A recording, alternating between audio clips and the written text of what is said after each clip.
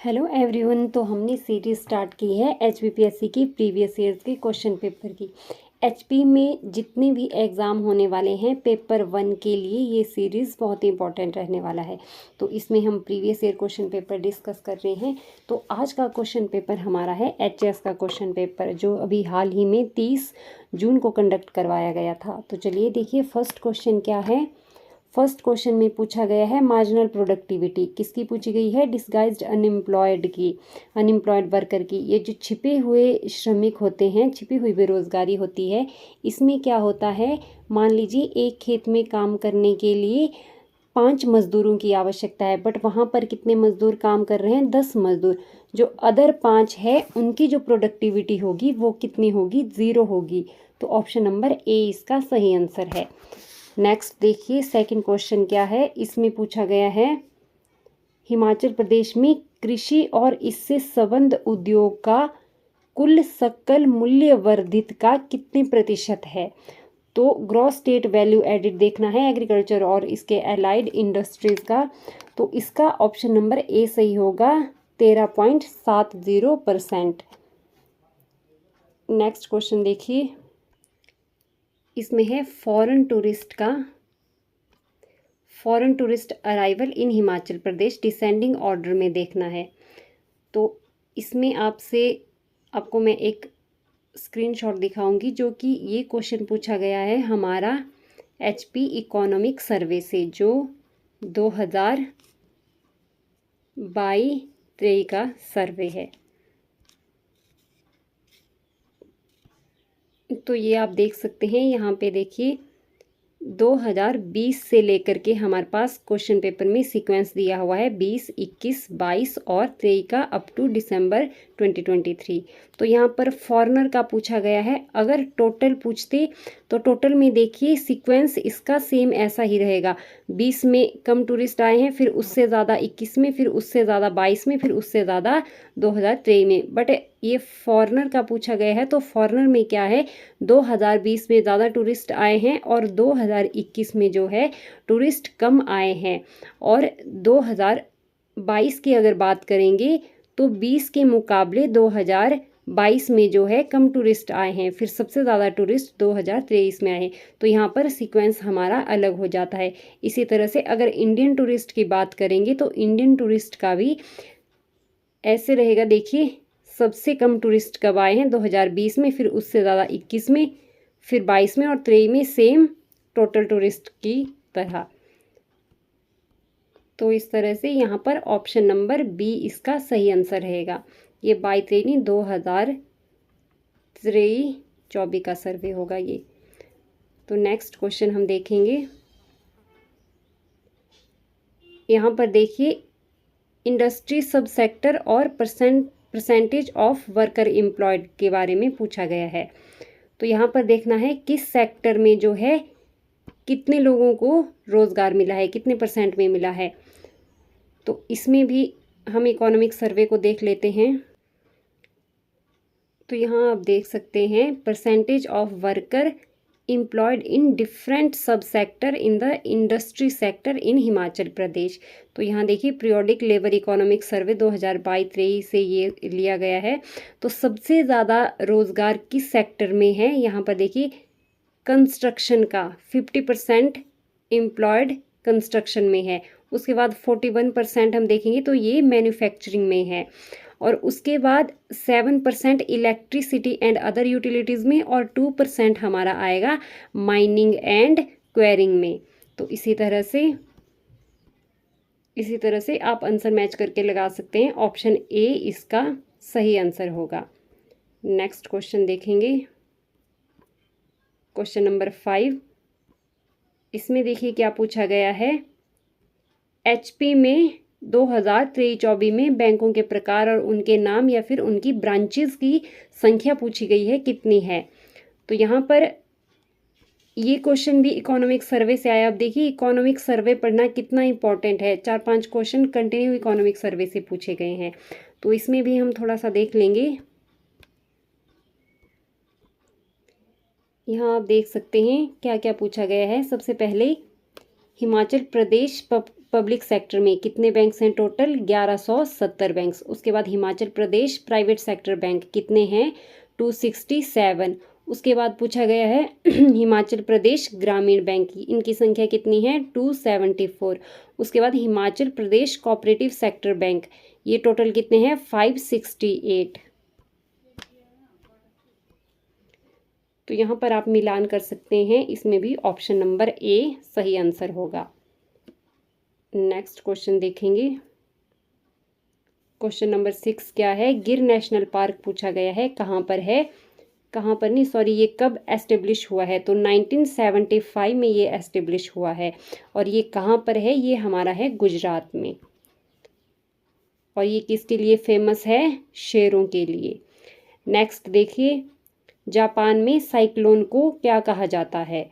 तो इसका सही आंसर होगा टाइफून। क्या कहा जाता है? टाइफून। नेक्स्ट क्वेश्चन देखिए, यहाँ पर 2 स्टेटमेंट दी हुई है। फर्स्ट स्टेटमेंट हमारी क्या है? वन शिक्षा निदेशालय अगरतला में स्थित है। तो ये इसका गलत होगा, ये अगरतला में नहीं है, ये हमारा है उत्तराखंड में, उत्तराखंड के देहरादून में। नेक्स्ट है उष्ण कटिबंधीय वानिकी अनुसंधान संस्थान जबलपुर में स्थित है। ये सही है, ये जबलपुर में स्थित है। तो इसका क्या होगा? स्टेटमेंट 1 हमारी गलत रहेगी और स्टेटमेंट 2 ठीक रहेगी। नेक्स्ट क्वेश्चन है, यहाँ पर भी हमारे पास 2 स्टेटमेंट दी हुई है। फर्स्ट स्टेटमेंट क्या है? सागौन भारत के विशाल खाड़ी क्षेत्रों में प्रमुख जनजाति है, ये गलत है। नेक्स्ट क्या है? बबूल वनस्पति उष्ण कटिबंधीय सदाबहार वर्षा वनों से संबंधित है। तो यहाँ पर क्या होगा? कथन 1 और कथन 2 ये दोनों हमारे गलत हैं। तो इसका सही आंसर क्या होगा? Option number B. 1 और 2 दोनों गलत हैं।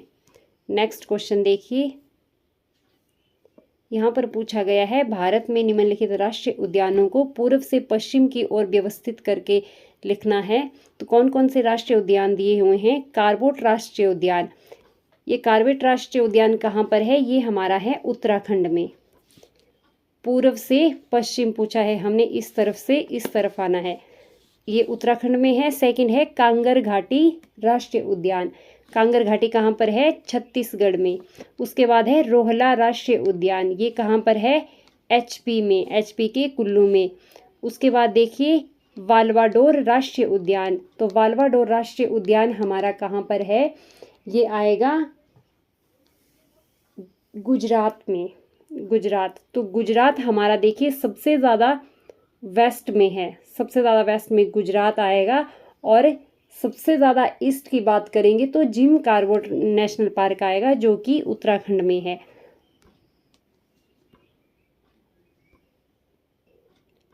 तो ऑप्शन नंबर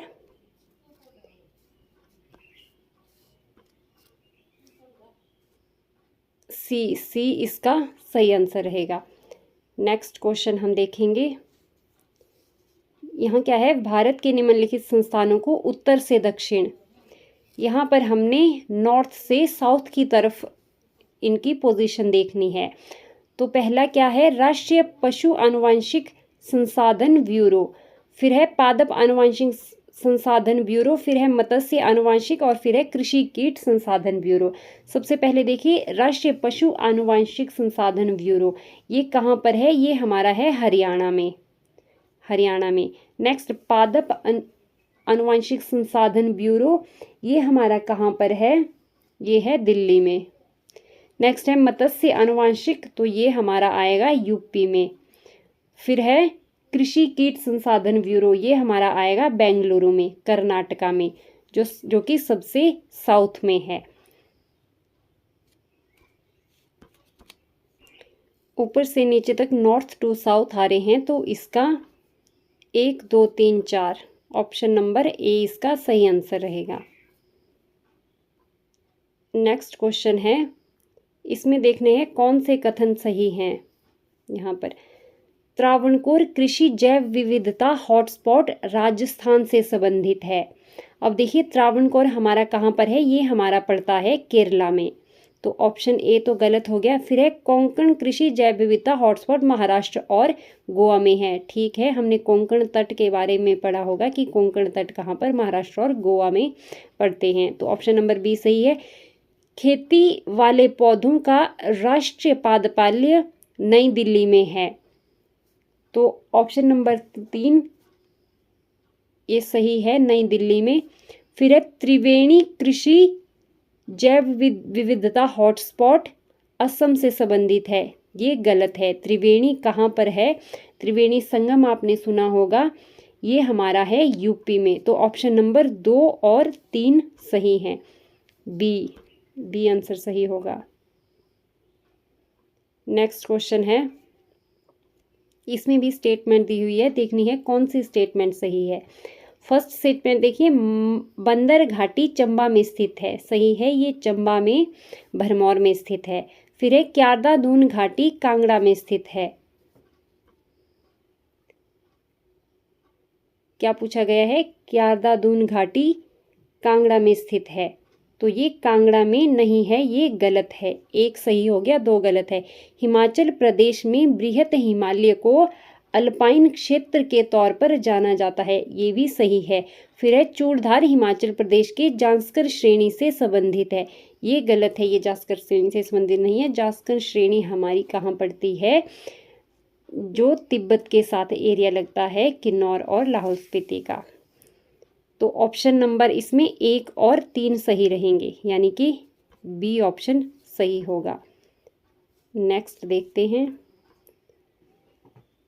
14 नंबर क्वेश्चन है। इसमें लेक्स के बारे में पूछा गया है और स्टेट के नाम दिए गए हैं कि कौन सी लेक किस स्टेट से रिलेटेड है। सबसे पहले देखिए, रुद्र सागर झील। रुद्र सागर झील हमारी कहाँ पर है? ये है त्रिपुरा में। 3। फिर है हरिके लेक। हरिके लेक हमारी है पंजाब में। फिर है दीपोर बील झील। तो दीपोर बील झील हमारी कहाँ पर है? असम में है। फिर है वेम्बनाड आर्द्र भूमि, ये केरल में है। तो इस तरह से ये इसका सही सीक्वेंस है ऑप्शन नंबर 1 का।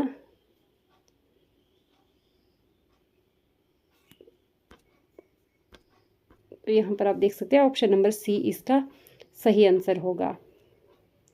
नेक्स्ट है 15 नंबर क्वेश्चन। यहाँ पर वाटरफॉल और डिस्ट्रिक्ट पूछा गया है। तो देखिए, रहला वाटरफॉल ये कहाँ पर है?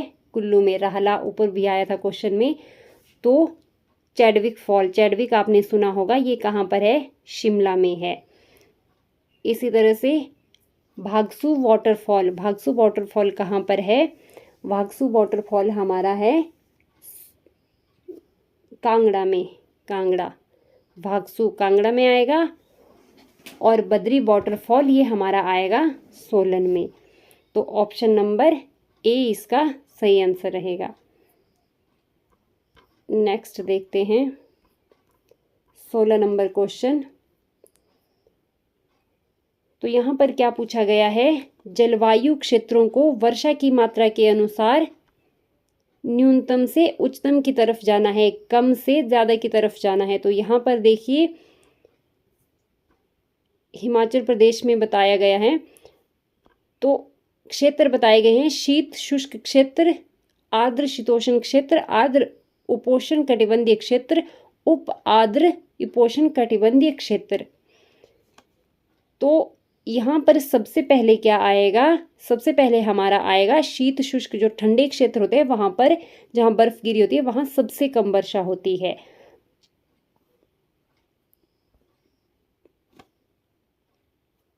तो यहाँ पर 1 सबसे पहले आएगा। सेकंड नंबर पर आएगा उप आर्द्र उपोष्ण कटिबंधीय 4, दूसरे नंबर पर आएगा। और तीसरे नंबर पर हमारा आएगा आर्द्र शीतोष्ण कटिबंधीय क्षेत्र। फिर सबसे ज़्यादा वर्षा कहाँ होती है? आर्द्र शीतोष्ण क्षेत्र में। तो इसी तरह से ऑप्शन नंबर बी ये सही सीक्वेंस रहेगा। नेक्स्ट है 17 नंबर क्वेश्चन। इसमें पूछा गया है कौन सी प्रक्रिया पोषण से संबंधित नहीं है? तो ऑप्शन नंबर डी इसका सही होगा, अभिमार्जन। नेक्स्ट क्वेश्चन है सूर्य से हम तक ऊष्मा का आना ये कौन सा प्रक्रम कहलाता है?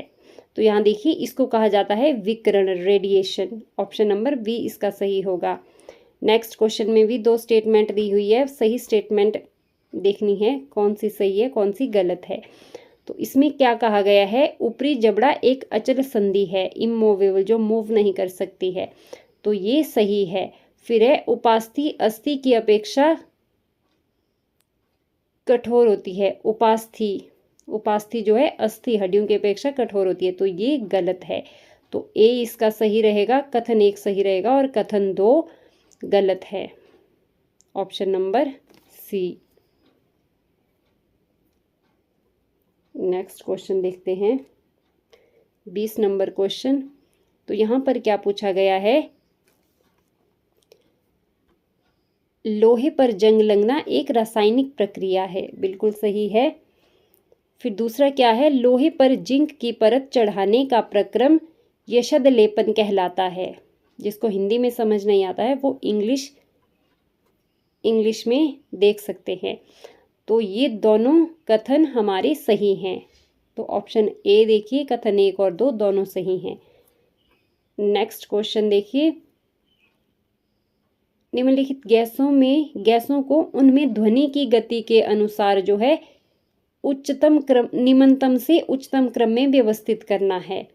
तो ध्वनि की गति के अकॉर्डिंग हम देखेंगे तो सबसे पहले हमारी आएगी सल्फर डाइऑक्साइड, उसके बाद गैस आएगी ऑक्सीजन, फिर आएगी हीलियम और फिर हाइड्रोजन।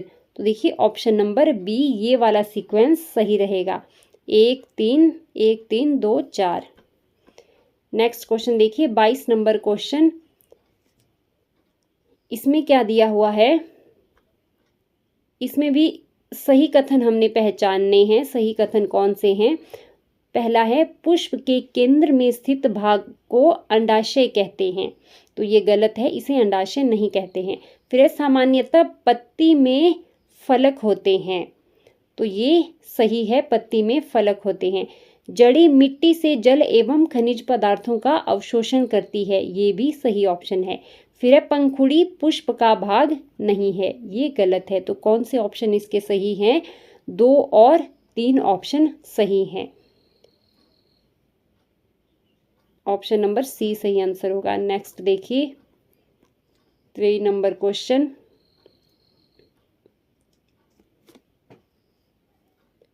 इसमें क्या है, इंसुलिन रक्त में शर्करा स्तर का नियमन करता है।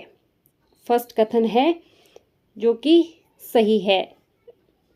फिर है एस्ट्रोजन का स्रावण नर में होता है, ये गलत है। फिर क्या है, आयोडीन की कमी से बौनापन हो सकता है, ये भी गलत है। आयोडीन की कमी से क्या होता है, घोंघा रोग हो जाता है। फिर है थायराइड ग्रंथि शरीर की वृद्धि के लिए उपापचय का नियमन करता है, ये ऑप्शन भी, ये कथन भी सही है। तो 1 और 4 कथन सही है, ऑप्शन नंबर सी। नेक्स्ट देखिए, अम्ल के नाम दिए हैं और ये किस में पाया जाता है वो बताया गया है। अब सबसे पहले देखिए लैक्टिक अम्ल दूध से दही बनने में मदद करता है, तो ये दही में पाया जाता है। नेक्स्ट देखिए ऑक्सेलिक अम्ल ये जो है पालक में पाया जाता है। फिर है टार्टरिक अम्ल, ये अंगूर में पाया जाता है। फिर है फॉर्मिक एसिड किस में पाया जाता है, चिंटी के डंक में। तो इसका सही ऑप्शन नंबर सी, ये सीक्वेंस सही रहेगा। नेक्स्ट देखिए 25 नंबर क्वेश्चन क्या है, वैज्ञानिकों के नाम दिए गए हैं और किस देश से संबंधित है ये पूछा गया है। तो यहाँ पर गैलीलियो इटली से संबंधित है, 1 का 3। और हर्टज कहाँ से संबंधित है, ये जर्मनी से संबंधित है, जर्मनी से 1। उसके बाद देखिए रॉबिन वॉरेन हमारे ऑस्ट्रेलिया से संबंधित है, ऑस्ट्रेलिया से 4। उसके बाद है एडवर्ड जेनर है इंग्लैंड से। तो ऑप्शन नंबर ए सही आंसर होगा। नेक्स्ट क्वेश्चन देखते हैं 26 नंबर क्वेश्चन। वर्ष 2024 का वायु गुणवत्ता रिपोर्ट के अनुसार जो है सबसे प्रदूषित शहर कौन सा है? सबसे प्रदूषित शहर बेगूसराय है जो कि बिहार में है। अगर सबसे हवा की लो क्वालिटी पूछी जाएगी तो ये कहाँ पर है? ये दिल्ली में है। नेक्स्ट देखिए 27 number question, EIU democracy index 2023 आया है, उसमें इंडिया की रैंक कितनी है? तो इंडिया का स्थान उसमें 41वां है। Next 28 number question, US golf association के सर्वोच्च सम्मान बॉब जोन्स पुरस्कार के लिए किसे चुना गया है? तो ऑप्शन नंबर ए इसका सही रहेगा, टाइगर वुड्स को चुना गया है। नेक्स्ट देखिए 29 नंबर क्वेश्चन, शिंकुन ला सुरंग 15,855 फीट की ऊंचाई पर है, ये सही कथन है। फिर दूसरा कथन क्या दिया हुआ है? अटल सुरंग की लंबाई 6.02 किलोमीटर है, ये गलत है। इसकी लंबाई हमारी है 9.02 किलोमीटर। तो ऑप्शन ए गलत है, ऑप्शन ए सही है, ऑप्शन 2 हमारा गलत है, option number C. Next question देखते हैं 30 नंबर क्वेश्चन, इसमें क्या है? राम मंदिर के बारे में क्वेश्चन पूछा गया है कि राम मंदिर को मारू गुर्जरा उपशैली में डिज़ाइन किया गया है, जो कि सही है। फिर है राम मंदिर को अहमदाबाद के सोमपुरा परिवार द्वारा डिज़ाइन किया गया है, ये भी सही है। दोनों ऑप्शन इसमें सही है।